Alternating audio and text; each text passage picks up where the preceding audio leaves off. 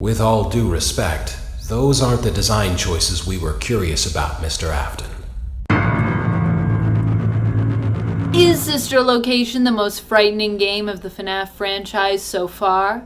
Welcome back, fellow gamers. This is Top 10 Gaming, and I'm your host, Amanda McKnight. I personally love talking about Sister Location because honestly, I think it is my favorite game of all of the ones in the franchise, so far at least. It was so unique in comparison to the others when it first came out, and it adds so much to the lore with its story. Also, we got Circus Baby from this game, and I just think that she's a really brilliant antagonist, and so crafty too. Today we're going to be revisiting this game, Location, and remembering back to its release as we count down the top 10 scary FNAF Sister Location facts. Get ready to get creeped out once more as we revisit my favorite FNAF location thus far, and let us get counting. Number 10, official game will be delayed. Some of the facts on this list will be about the game itself, whereas in others we'll actually talk about things like its released and some of the trollalols from Scott that we saw leading up to its release, like this one. Scott Cawthon at one point wrote a community post on Steam letting the fans know that the official game would be delayed due to the fact that Scott had decided that he was creating a far too dark and scary game for consumers. He said that he wanted to take into consideration the fact that so many children play and love the FNAF franchise, and so he'd be taking several more months to rework the game and make it much more family friendly and accessible for everybody, and less like dark and scary. Of course, this was one of the scariest things of all that he could have trolled us with. The idea that the franchise we love for being so terrifying and all of its jump scares would be made less so? Scott, why?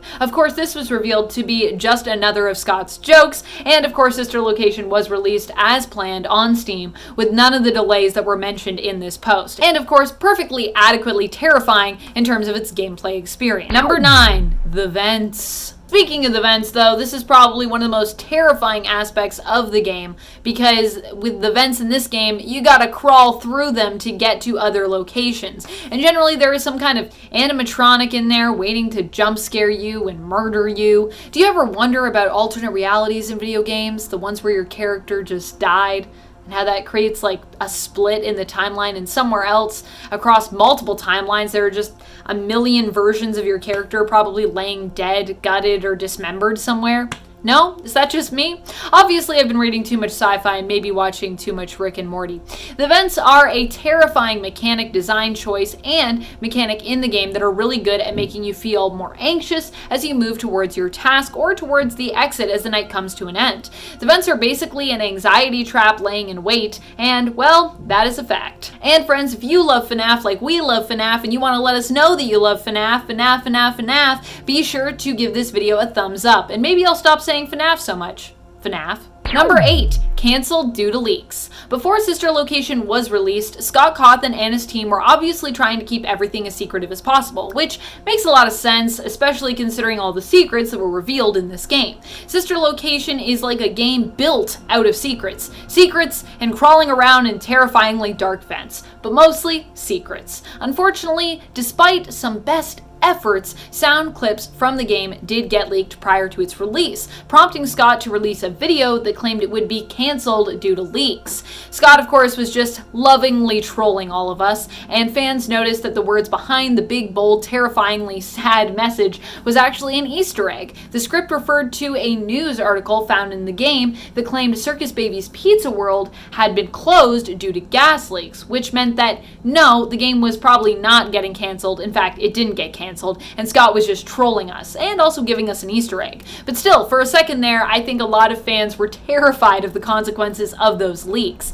I like how this maybe scared people into thinking twice about leaking pre-released game content in the future, though. At least I hope it did. Yeah, I don't know. Pretty genius move there, Scott. Number 7, the 2 technicians. You know, I always talk about the scooper when I do these lists, just scooping people. Everything seems to come back to that scooping room, but this time around, I'm going to talk about something that I feel like none of us really dwell on for some reason, despite how very awful it is. It's like something we all just forget because of everything else going on in Sister Location that is so terrifying. And that is the fate of the 2 technicians. On night 5, we learned that 2 technicians who were on site are still there, even after their shifts seemingly finished. Hand unit encourages us to just leave them alone when it comes to their work, but also if we do run into them, to ask them, why they haven't left yet and encourage them to go home.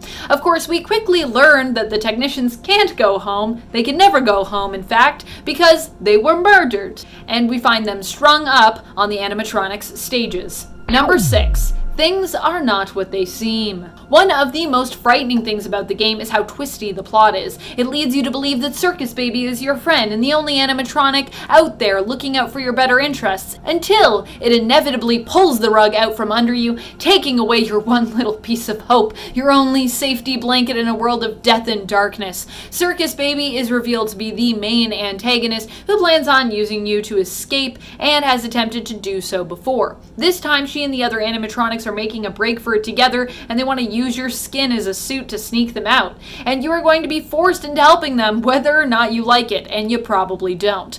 Unless, of course, you play through until the other ending where you escape. But then again, there's no real escape from Ennard, is there? Number 5. The Fate of Elizabeth. The fate of Elizabeth Afton was dark and inevitably revealed in the sister location game. Here, it was heavily implied that Elizabeth was the daughter of William Afton, who made the animatronics. Circus Baby, she says, was made just for her, and she wonders why her father won't let her play with the animatronic. When he is not looking, she manages to sneak away to do just that. Circus Baby lures Elizabeth away from the crowd of the party with ice cream and ends up scooping her or devouring her, depending on how you want to look at it, taking Elizabeth within herself and now holding on to her soul. It's implied that this action kills Elizabeth, though we still don't know how it affected William. If Elizabeth really was his daughter, this may have been something that pushed him only further into a homicidal rage, unless he intended for this to happen. The reasoning behind William's motives are just always murky at best. Why would you even make a murderous animatronic for your daughter? I don't know. But like many, I'm interested to find out Afton's motivations there. Number 4, animatronic prison. I personally think the whole location we explore of Circus Baby's entertainment and rental in sister location is terrifying, and not even just for you as the player and as Eggs Benedict, aka Michael Afton. The only character it maybe isn't such a frightening place for is Hand Unit. For the animatronics though too, sister location is a terrifying premise. They themselves are trapped in the Circus Baby's entertainment and rental, forced to rehearse nightly and perform daily, threatened with being torn apart if they don't cooperate, and with being electrocuted if they want a night off. Circus Baby's entertainment and rental, when you think about it, is like an animatronic prison for them. Number 3, killer animatronics. I mean, it's no wonder the animatronics that we meet in sister location were locked away in what feels like a prison.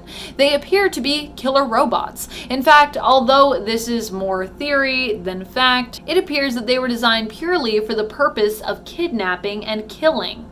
Circus Baby herself admits to having blood on her hands and shares with us how her programming seemed to make her very interested in monitoring the number of children in the surrounding area. It was only when children were alone and vulnerable that she seemed to feel the urge to potentially hurt them.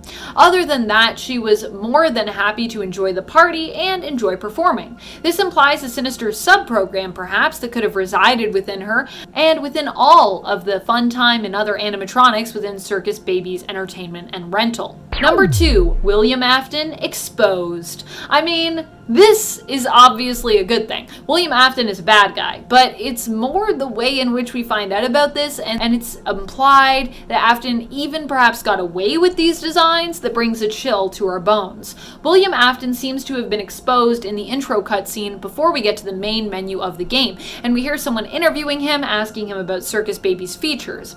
The voice tells us that they believe the animatronics are state-of-the-art, but that there are some design features they don't quite understand, and that they're hoping can be explained. The British voice we later learn is Mr. Afton, who we believe to obviously be William Afton, then lists off all of the impressive entertainment features that Circus Baby has. She can dance, she can sing, she's equipped with built-in helium tanks for inflating balloons right at her fingertips, she can take song requests, she can even dispense ice cream. The voice then responds with all due respect, the Those aren't the design choices we were curious about, Mr. Afton. This conversation implies that at some point William Afton was likely under investigation and that the voice we hear questioning him is probably someone from the authorities. However, we also know that Afton would go on to do more terrible things from this point on, based on our very rough and very wonky timeline. So this means while people likely had some idea of what was going on, they were, for some reason, unable to fully stop him. Number 1, the blueprints. I can't talk about Sister Location and not talk about these creepy blueprints, right? With the animatronic blueprints, we got a lot more information on them than we maybe needed or bargained on, but definitely enough information to incriminate William Afton, as our interviewer was likely trying to do in that intro cutscene. We found out that Funtime Foxy has the ability to mimic parents' voices, for example. Funtime Freddy, it should be noted, also comes equipped with parental tracking, and Ballora was built to distract. But what use could any of these features have? We learned the exact purpose for these elements of design when we looked at a few of the other animatronics, such as Funtime Freddy and Circus Baby, both of which seem to have a small body inside them. Funtime Freddy is actually believed to be the perfect kidnapping animatronic, as it also comes equipped with a feature referred to on its blueprint as voice mimic and luring. I think it also mentions that Freddy's like a storage. It's got a storage unit. What is your favorite of the FNAF games that we have so far? Are you excited for Security Breach? Who is your favorite animatronic from Sister Location? Which do you find the most terrifying? Let us know in the comments below. This has been Top 10 Gaming, and I'm your host, Amanda McKnight, reminding you to keep on gaming on. Pew pew!